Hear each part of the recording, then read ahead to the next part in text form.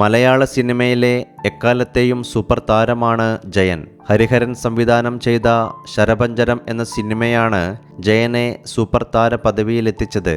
ജയന്റെ cinema ജീവിതത്തിൽ വഴിത്തിരിവായ ശരപഞ്ചരം എന്ന cinema എങ്ങനെ ജയന് ലഭിച്ചു, ലാലു അലക്സ് എന്ന നടനെ മലയാള സിനിമയ്ക്ക് ലഭിക്കാൻ ജയൻ കാരണക്കാരനായതെങ്ങനെ എന്നീ കാര്യങ്ങളെക്കുറിച്ച് പറയുകയാണ് ഈ ഗാനം മറക്കുമോ എന്ന സിനിമയുടെ നിർമ്മാതാവായിരുന്ന അടൂർ പത്മകുമാർ.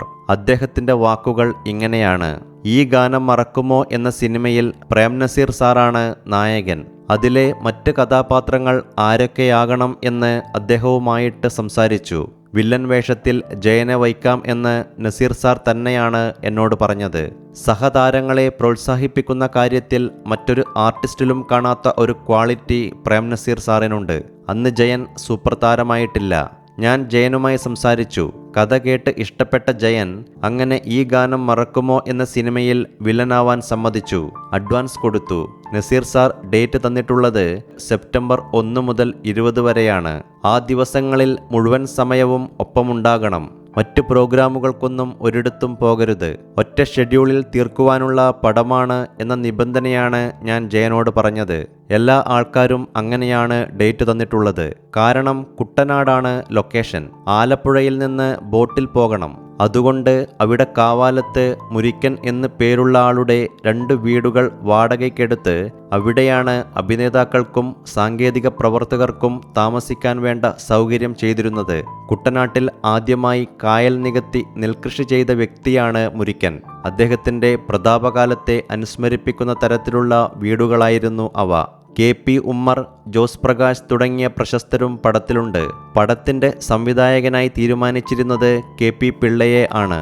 എന്നാൽ അദ്ദേഹം സിനിമയുടെ ചിത്രീകരണം ആരംഭിക്കുന്നതിന് 10 ദിവസം മുൻപ് പെട്ടെന്ന് പിന്മാറി.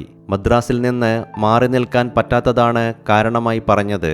ഞാൻ പിന്നെ കൂടുതലൊന്നും ആലോചിച്ചില്ല. അപ്പോൾ എനിക്ക് തോന്നിയത് വളരെ അടുപ്പമുള്ള സംവിധായകൻ N ശങ്കരൻ നായരെ ബുക്ക് ചെയ്യാനാണ്. ശങ്കരൻ നായരോട് പോയി കാര്യം പറഞ്ഞു. സാറിനെ അല്ലാതെ മറ്റൊരാളെ എനിക്ക് ചിന്തിക്കാൻ കഴിയില്ല. സാർ സമ്മതിക്കുകയാണെങ്കിൽ ഈ പടം നടക്കും, ഇല്ലെങ്കിൽ ഉപേക്ഷിക്കേണ്ടി വരും എന്ന് പറഞ്ഞു. എന്നോടുള്ള പ്രത്യേക താല്പര്യം കൊണ്ട് ശങ്കരൻ നായർ അതേറ്റു. ശങ്കരൻ നായർ എനിക്ക് കാൾ ഷീറ്റ് തന്നപ്പോൾ അതേ കാൾ ഷീറ്റ് തന്നെ GP ബാലൻ എന്ന നിർമ്മാതാവിനും കൊടുത്തിരുന്നു.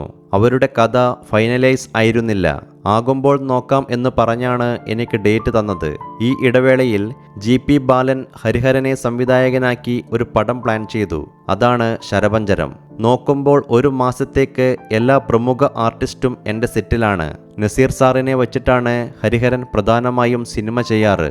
നസീർ സാറിനെ കിട്ടാത്തതുകൊണ്ട് ജയനെ വെച്ച് സിനിമ ചെയ്യാനാണ് അവർ പ്ലാൻ ചെയ്തിരുന്നത്. അവർ ജയനോട് ഡേറ്റ് ചോദിച്ചപ്പോൾ എനിക്ക് ഡേറ്റ് നൽകിയിരുന്ന കാര്യം പറഞ്ഞു. അവർ ജയനെ മാത്രം കണ്ടിട്ടാണ് പടം തുടങ്ങുന്നത്. ആദ്യത്തെ ഒരാഴ്ച ഒന്ന് ഒഴിവാക്കി കിട്ടണം, പിന്നെ ഞാൻ വന്ന് ജോയിൻ ചെയ്തോളാം എന്ന് ജയൻ എന്നോട് പറഞ്ഞു.